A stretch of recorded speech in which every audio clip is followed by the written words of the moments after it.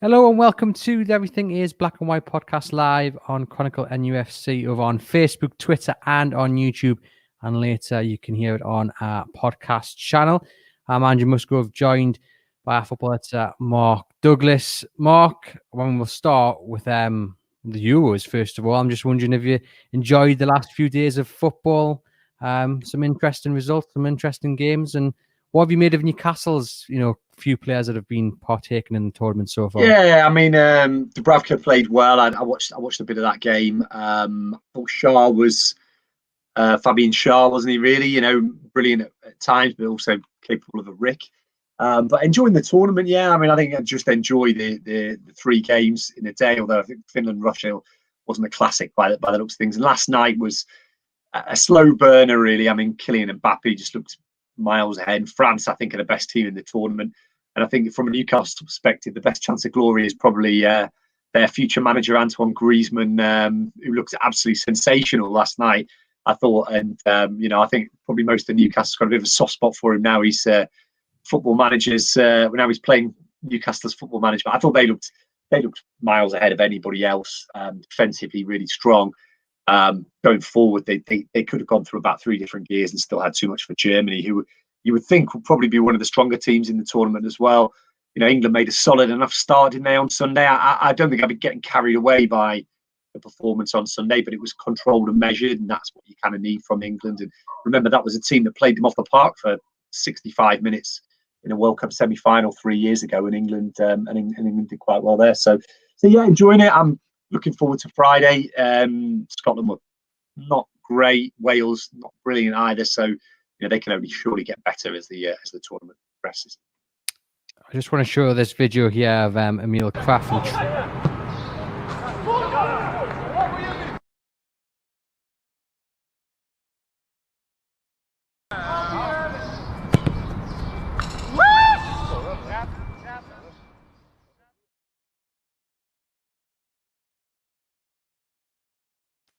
I mean, very impressive there. For you guys listening later on the podcast, that's a video of Emil Kraft in training, scoring two worldies, one a free kick right in the top corner, the other one he beats about two men and then pops that in the top corner on the edge of the box. It's a shame he can't do that for Newcastle week in, week out, but he came off the bench against Spain for Sweden, and the way the game went, Spain just threw everything at Sweden, and especially, I mean, he would have been quite used to that, really. I mean, maybe not the last few games of Newcastle season, but certainly before Newcastle picked up a form, it was kind of a mirror performance in some ways.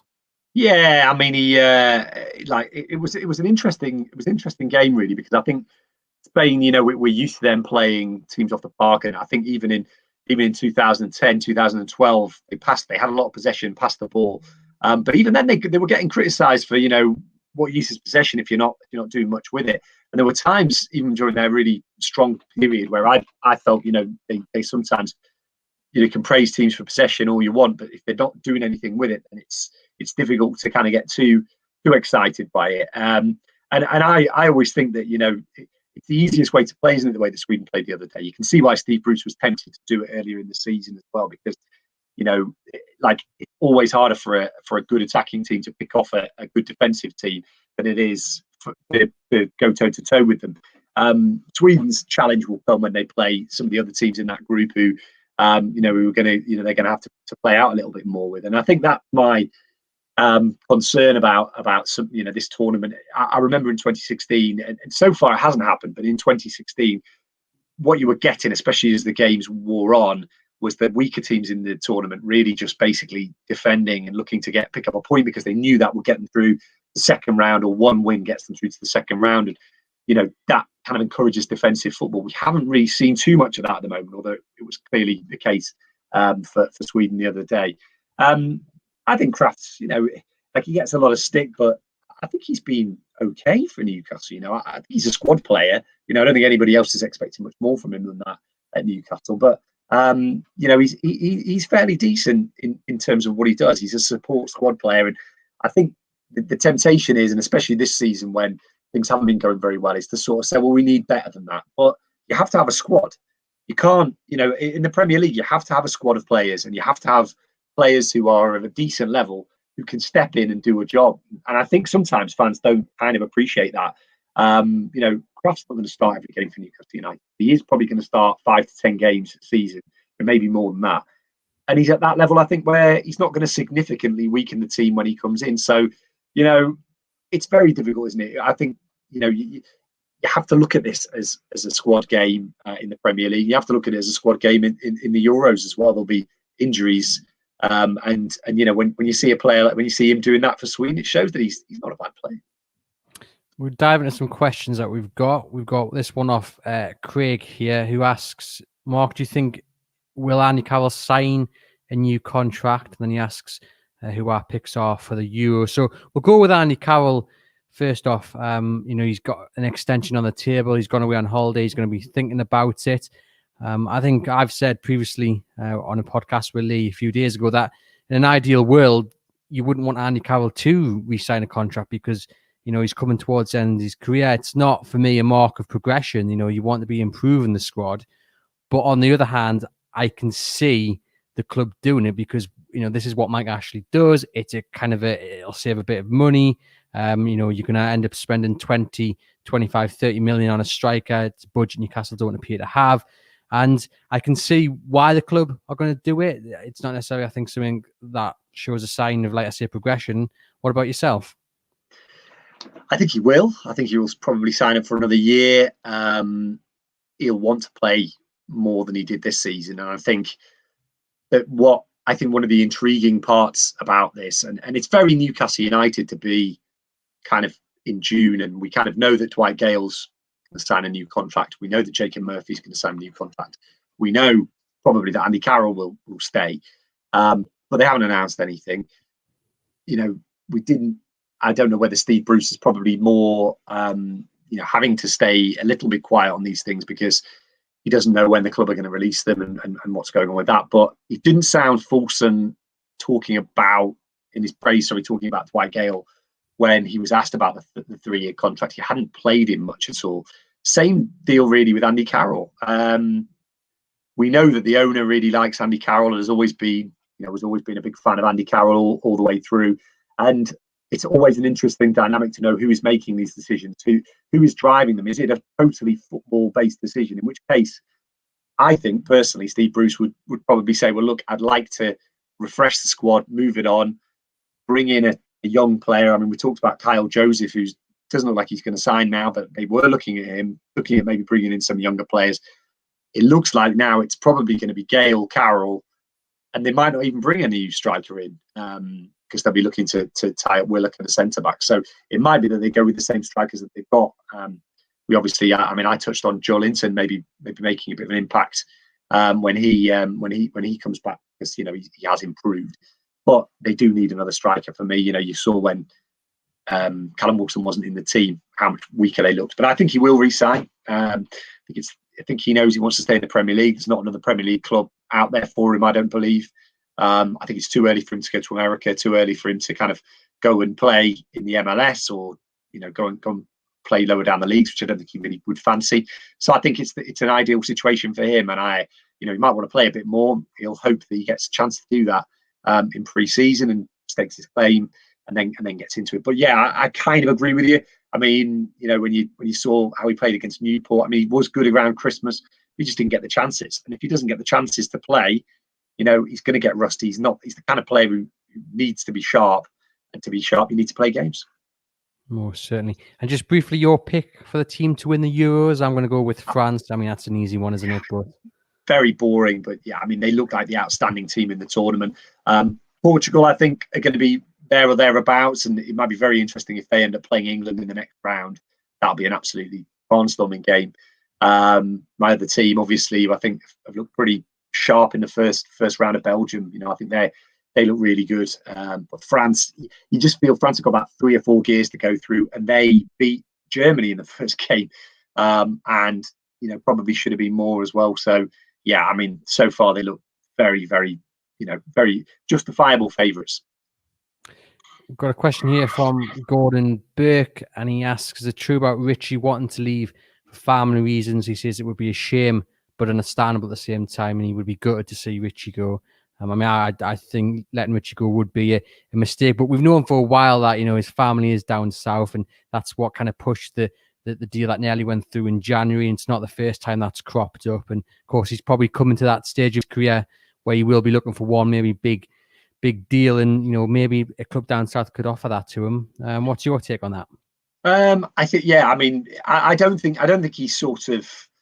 I think he's the kind of player, because he's so professional, he will get on with it. But it's a long-standing thing, much like Isaac Hayden did previously want to move closer to his family as well, who were based in the south.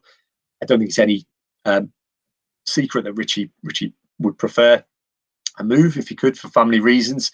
But I think there'll probably be a bit of him thinking, well, I finished the season so strongly with Newcastle that, if I stay, it's not the end of the world. And I think Newcastle will keep him. He's just signed that new long-term contract, and they know that there's nobody else who can do that impact. But again, it goes back to who's making the decisions here. If Steve Bruce, knowing that he got money for Matt Ritchie and then was able to reinvest it in players who he felt could take the team forward, he might do that.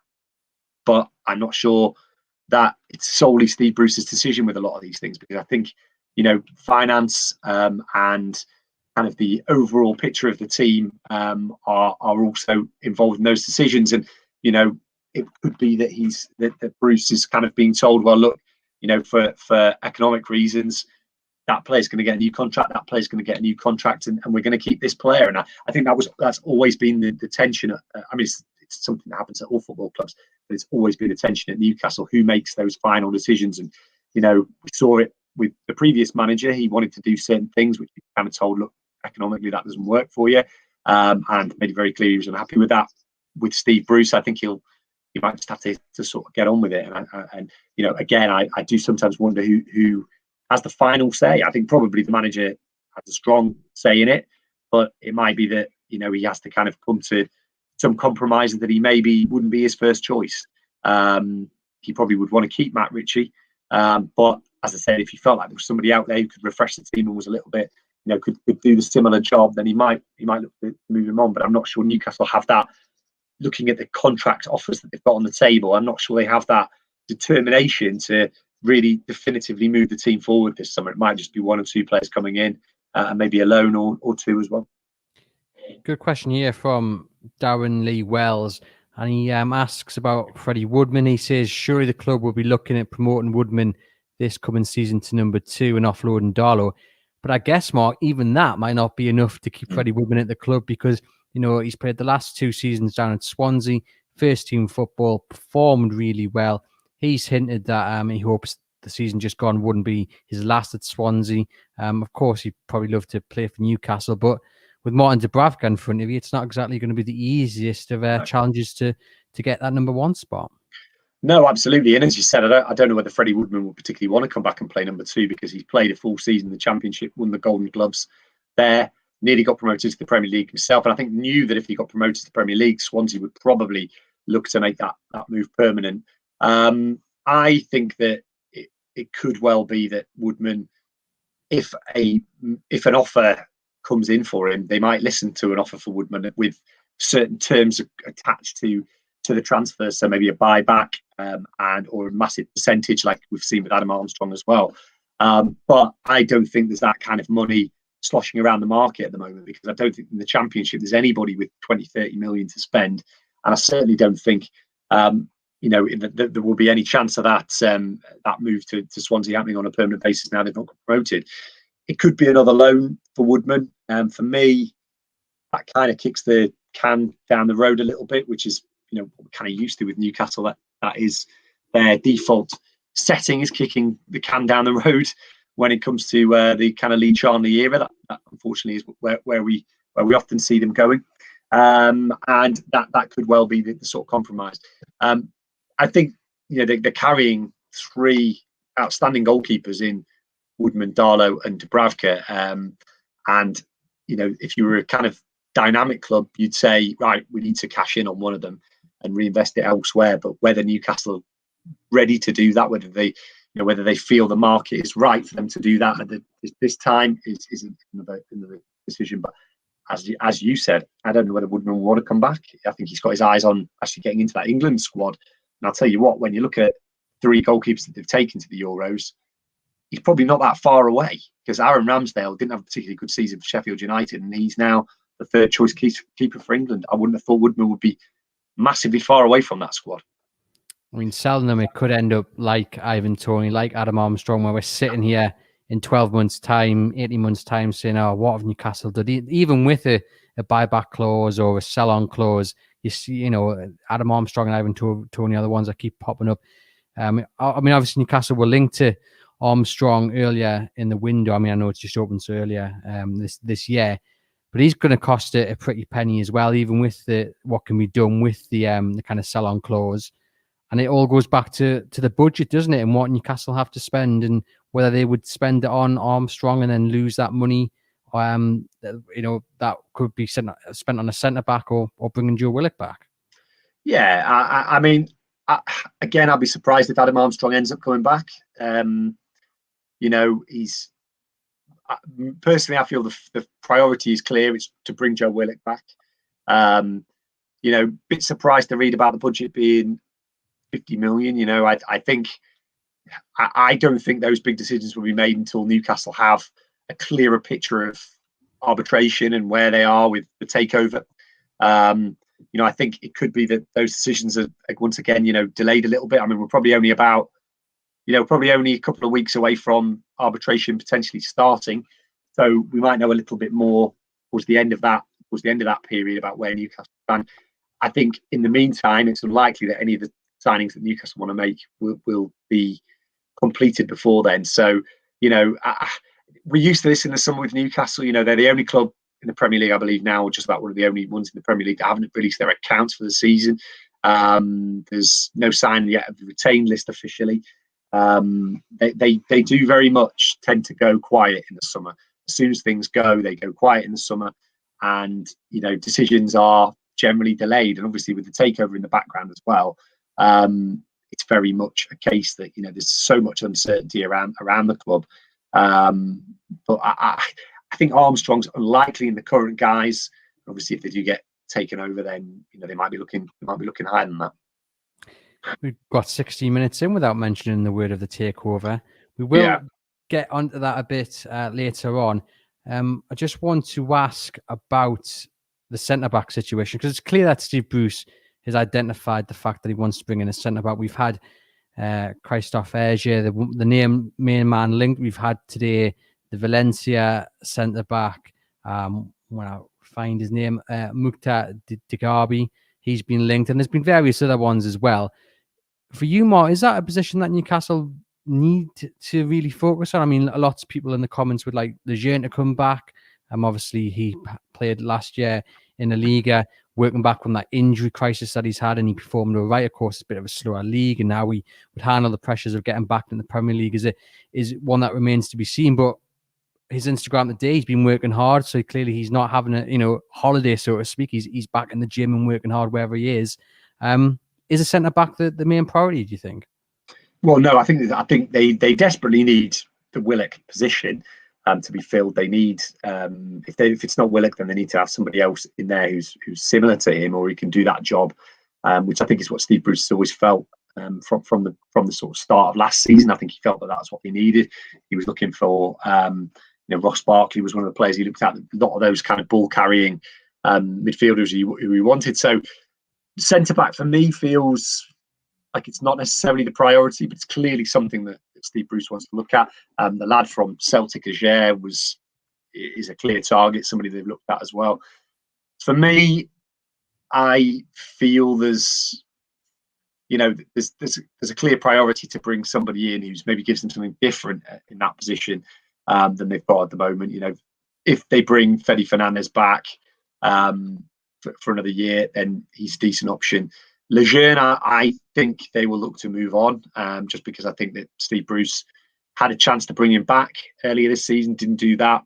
Had him at the start didn't decide obviously he could go out on loan at the start of this season as well. So I think he's kind of made his decision on Lejeune, and I think Lejeune will be made available again this summer. So I don't think he's necessarily going to come back. I don't think he's one of the ones they're looking to bring back. Of course, you know, again, it's all to do with practicalities and where they end up. If if they can't bring in another centre back, then I think he will be, he'll be back and part of the squad. But I think he's probably one of the ones that they would accept offers for if they came in. Just want to ask you about Alan St-Maximin. Obviously, he's been quite clear that he sent many warnings to the club, really, about the players they need to bring in. He wants to see Joe Willock brought back. He wants to do more than just see Newcastle survive every season. And then at the same time, you look at like Aston Villa, and I haven't read Jack Grealish say anything similar, but you imagine they're well aware that to keep Jack Grealish at Villa, they're going to have to show some sort of ambition. Today, they've been linked with various players. The young lad from Arsenal, they've had a £25 million bid. Apparently rejected. I've totally forgotten his name there. Emile Smith-Rowe. Yeah, Smith-Rowe. They've signed the midfielder from Norwich. They've been linked toward Prowse. What is your take on? Because Steve Bruce has said quite often that we can't do what like Aston Villa have done, and he got a bit of stick for that. He said it at least twice. Saying we can't have the same kind of window as Aston Villa have done, or the way they've done it. We can't strengthen the squad in the same way. But it looks like maybe he's spot on with that. Yeah, Villa have basically got owners who are willing to invest in the club, willing to invest in the transfer market as well. And Newcastle don't at the moment. They've got an owner who is investing in trying to sell the club to owners who he believes will. Now, obviously, last summer, Newcastle did end up doing some decent business in shape of Callum Wilson and Jamal Lewis, who was a player who, Newcastle fans were all very pleased to see in the end because they needed somebody like that. So I'm not writing off the potential of Newcastle doing something, but Villa seem to be looking for a transformative window to take them forward. They finished 10th last season, but for a period they looked as if they would be pushing for top 6, top 4 even. But they fell away because they were so reliant on Jack Grealish. It feels to me like that is a window over there where I know they say they want to keep Jack Grealish, but it feels like they're preparing the ground there to potentially sell him. But if they're not, then the alternative, which I think Villa fans would be absolutely delighted if it is the case, is that they're actually looking to add to the team to keep him there. And that's what Alan St-Maximin was talking about, wasn't it? Earlier in the summer, he was talking about, I'm not going to stay here if we're going to end up battling relegation every year, because that's just not it's not in my interest. It's not what I came here to do. And you can understand that when you see the kind of player he is. It looks like Newcastle will potentially be, again, maybe a little bit behind those clubs. And I think that's why there's so much discontent about the ownership, because they are very conservative in the way that they attack the transfer market. We were all so surprised that they went and signed Callum Wilson, but that's the kind of signing they should be making every year. They have the money to do it. They have got the club into the financial shape to be able to do it. It shouldn't be such a surprise that they're going out and signing players like Callum Wilson. That's the caliber of player you need to take yourself forward. And as we've said on previous podcasts, the reason that they ended up not in a relegation battle was because of Callum Wilson's goals at key points in the season. It makes sense. It's an easy decision to make, is to invest that money, knowing that it's going to save you money in the long run. Villa stayed up the year before they went and signed Martinez and some of the other players that they went and got last summer. And now they're looking to add to that. And you have to say that is the way a proper football club should be run. I think many of the Newcastle fans watching this will be envious of that. But hopefully Newcastle can do their best in the transfer market and listen to the likes of St-Maximin trying to push the club forward. We will now get on to the topic of the takeover. We'll start, Mark, with this comment from Scott McMahon. He just says, this is links to what you were saying previously about maybe Mike Ashley just waiting to see the outcome of the arbitration.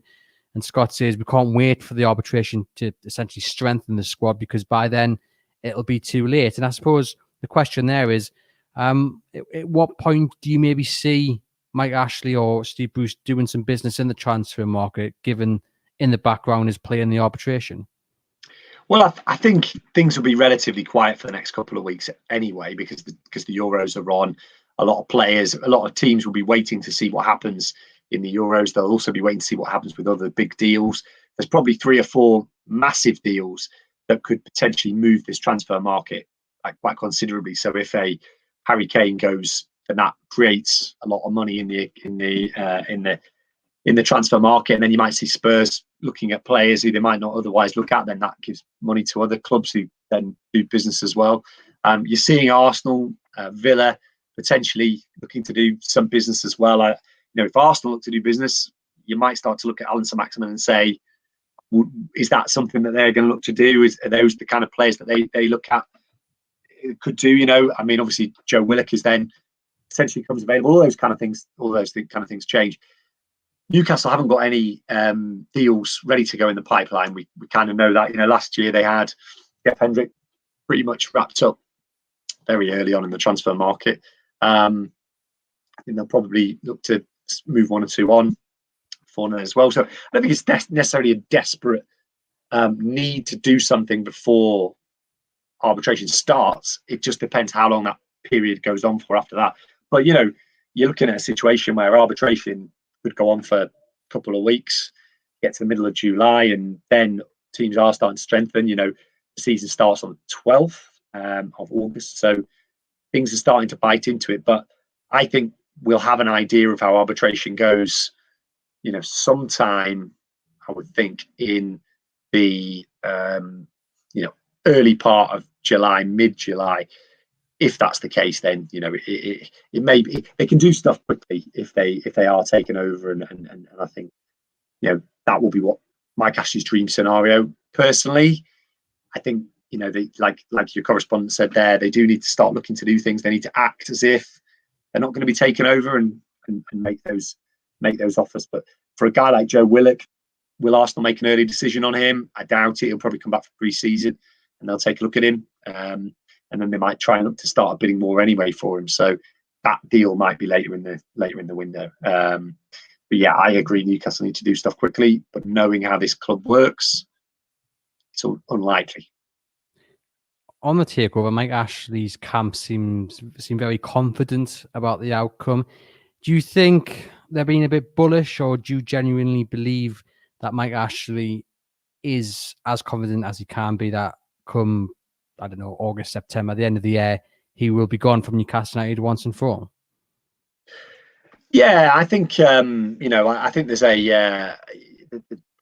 potential to get carried away by this supposed confidence. I think that you have to be careful with people talking about confidence around the takeover, because we've been here before, haven't we, with the other side, and Staveley camp talking about confidence, talking about it'll be done imminently, it'll be done next week, it'll be done XYZ. That for me is the big concern really that I have. I don't think there's I don't think anybody knows how it's going to work. So it's all very well Mike Ashley talking about confidence, but he doesn't know. He doesn't know how it's going to go. He doesn't. He might be confident. He might have his lawyers saying that they're confident as well, but none of us know how this is going to play out. So I kind of step back and say, let's just let it play out and see how it works. But yeah, clearly they are confident. He believes that it's going to happen at some point. But we know that the other side don't brief, don't really talk. So we don't know how the other side are feeling as well. But I've always said, I think at some point the amount of pressure that's on the Premier League is going to have to be resolved one way or the other. There's going to have to be a resolution where this either happens or it doesn't. But the amount of pressure that's on the Premier League, I'd be surprised if it doesn't happen, but not entirely shocked, because it's taken this long now. And if they don't win the point separation, then I say it's unlikely that it's gonna happen at that point. In the notebook over the weekend, Mark, you shared some stuff that you've been talking to a solicitor called Paul Stoddard, who's an international arbitration expert, about this third way that possibly dissects both possibilities in the Premier League consortium in Newcastle to come to a settlement that allows the PIF to restart the takeover approval process. Just share a bit more about that to those who haven't read the notebook. I'll post it into the the guy was his theory was effectively, he had to have international arbitration experience.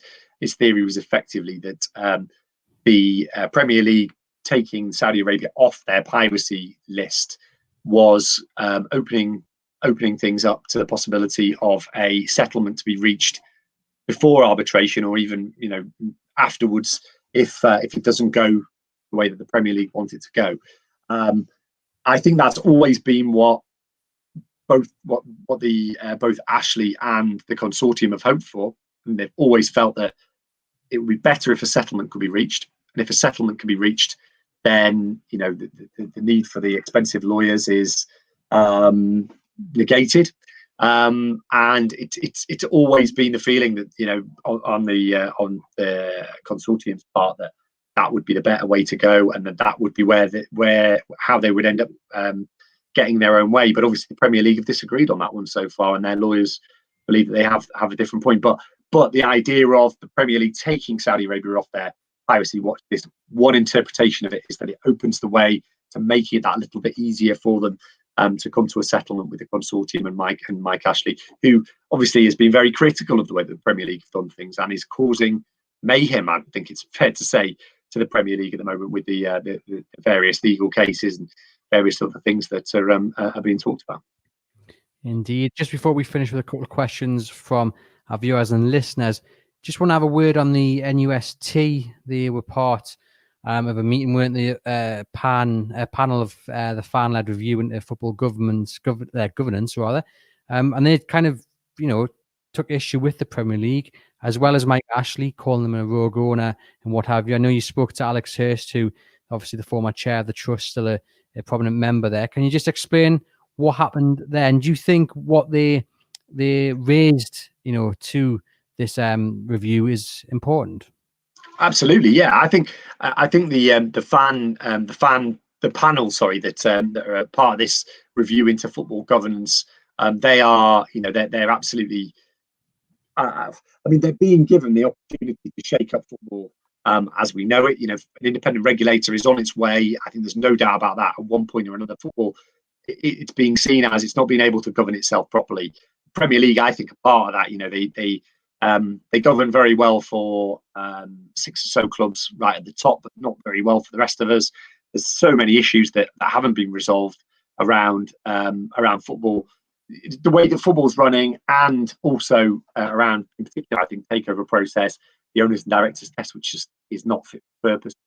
So the NUST were one of the few trusts to get half an hour of the panel's time of it, so that they could provide evidence on things that, issues around Newcastle United. And what I think was really interesting was that they raised not just the takeover, they raised the current state of Newcastle United and how easy it's been for Newcastle to avoid scrutiny, so avoid any kind of transparency around their business, any sort of communication with fans, organisations as well. And Newcastle have just effectively decided for themselves that they're going to run the club the way they want it. They don't think that they have to communicate with fans groups. We've seen the fans forums at some clubs are open and are televised and streamed live. At some clubs they don't have, Newcastle being one of them at the moment. They've spoken about changing things and doing things differently, but they haven't managed to get a regular meeting and a regular kind of way of showcasing what's actually going on at the football clubs, fans groups. So for me, that is unacceptable, and that's one of the things that obviously this panel has now been raised. It's very important that they actually listen to issues at clubs like Newcastle United. And if we see, these issues raised enough, I hope that something's actually done about it. But I don't hold my breath, because it's not new news that clubs like Newcastle just bypass regulations and things that have been set in front of them, is it? It's not new news. So yeah, I think it was really important. I think brilliant for NUST to be able to get that time in front of panel, and great they were able to voice their concerns in the way that they did. Yeah, some important issues raised. Just a quick word, Mark, on the fixtures dropping there, the first 5 there on the screen. West Ham at home, Aston Villa away, Southampton at home, Manchester United away, and then Leeds at home. That takes it to September the 18th. Look, everyone's got to play everyone, haven't they, twice in the season. So I'm not really a big fan of saying this is a hard run and what have you. I was just, one thing that does, and quite rightly, is angered some fans is the fact that Newcastle have to travel to Southampton on New Year's Day, which is a long old trip, especially during the Christmas period. Just your take on, what did you take away from the fixture list released this morning? It's an incredibly difficult December, isn't it? You want to hope that Newcastle have points on the board before Christmas, because that is very, very tough. The start's more generous than it has been in previous years. We've just talked there about Villa being ambitious, so that second game's quite tough. Southampton at home, West Ham at home, you'd be looking to take 4 points from those two games. Manchester United, you never know how their summer's going to go, but Newcastle haven't got a particularly good record at Old Trafford of late. And then Leeds at home, again, they'll be looking to replicate what they did last season. So there's no such thing as a very easy start to the season, and we know that what happened with Newcastle last year was, that they took points from those teams in mid-table, and that's what ultimately saved them. Towards the end of the season, obviously took points from the top four, but it's much easier, I think, to do that at the end of the season than it is at the start of the season, when those teams tend to start well, tend to establish themselves quite well in the league, whereas towards the end of the season, they've kind of had long, hard seasons, and you don't know where they're going to end up there. From that first 5, 7 or 8 points would be absolutely fantastic, because you'd have to say Manchester United's a tough one away from home, but it's a test for Steve Bruce, isn't it? Because if he wants to take Newcastle forward, and they want to be kind of taking away from what they did last season, rather than at the start of the season rather than the end of the season, then they need to kind of start with a bit of momentum, and there is the chance for them to do that with those first 5. They did the double on West Ham last season, took points from Southampton as well. There's a big chance for them there in that first 5 games, and it will be a lot of us people will be looking at it and saying, well, come on then, Steve Bruce, we've heard so much about the revival that you kind of led. Can you do it again? And that'll be the question. But it's not the worst start to the season. Very tough December, and that game on New Year's Day is absolutely ridiculous, because I'm sure around that time, depending on whether there are full stadiums or not, it'll be very difficult to get public transport to Southampton. And if that's the case, then you'll see Newcastle fans once again punished for being as far away as they are. Very difficult for me to see the justification for putting Newcastle against Southampton on New Year's Day, but we've seen it before, haven't we? Newcastle always seem to get difficult long away trips on Monday nights and things like that as well. So no surprise really, but obviously very, very disappointing. It would have been better to see them play Leeds or Burnley, someone a lot closer to home. Manchester, yeah. The TV fixture details will be released on the 21st of this month, so keep an eye out for that. And we will finish, Mark, with a question on the shirt manufacturer. Just before you do, you guys watching, if you can see the shirt I'm wearing, this side, it's an Everything is Black and White podcast shirt. You can register your interest to potentially purchase one if you send me an email at the EIBW podcast reachplc.com, and we'll put you on a list. And if you in the future would like to purchase one, when we've sorted out all the details, I will drop you a line. I know Mark's jealous if only wants 1 cent in the pool.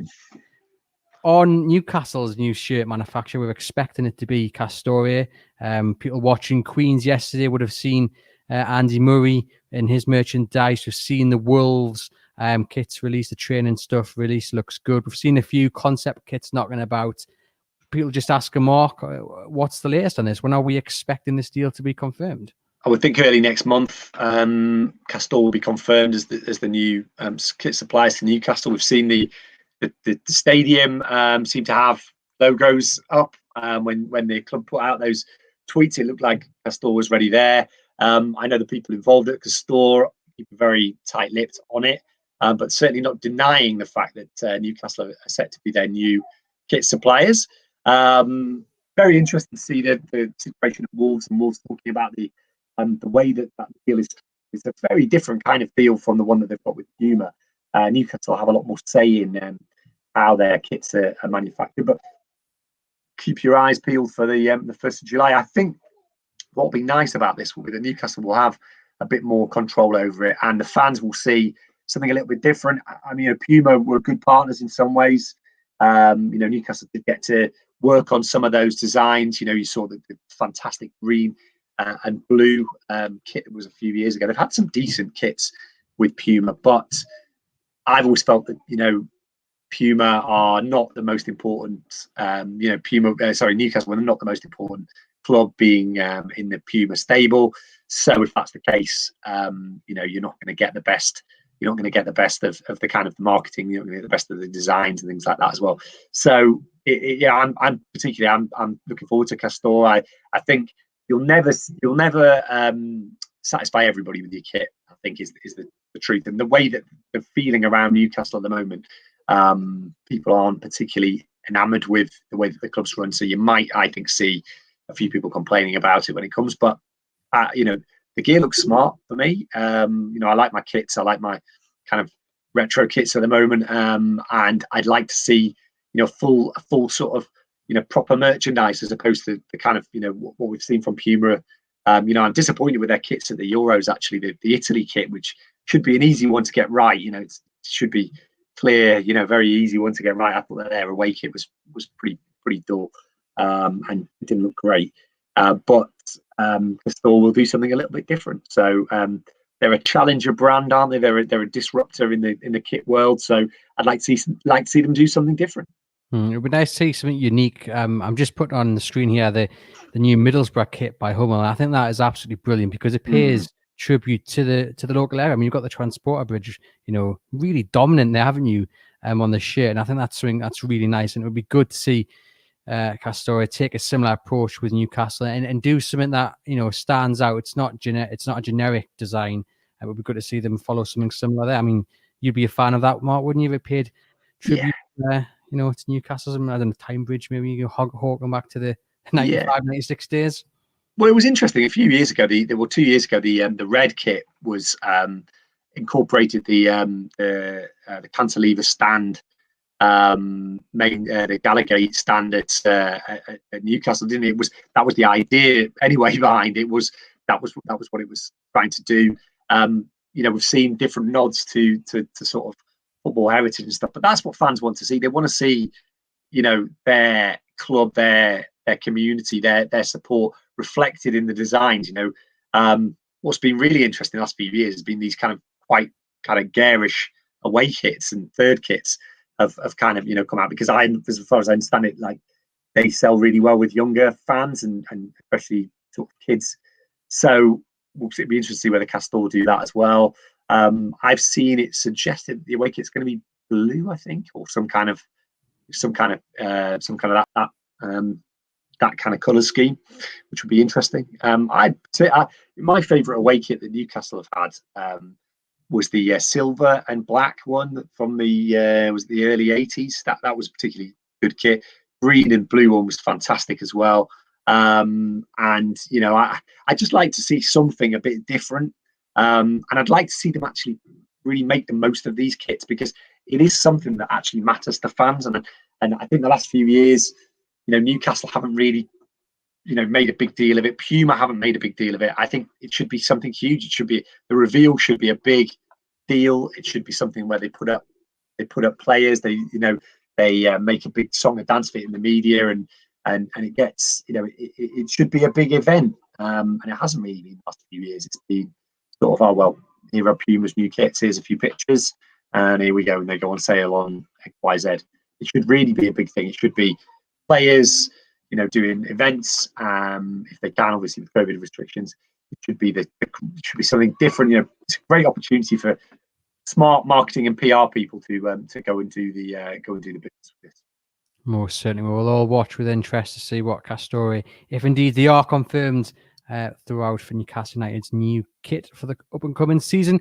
Mark, thanks for joining us on the Everything Is Black and White podcast. You guys watching and listening, please remember to like and subscribe to whichever platform you are doing so. Head over to chroniclelive.co.uk to keep up to date with all the latest Newcastle United news.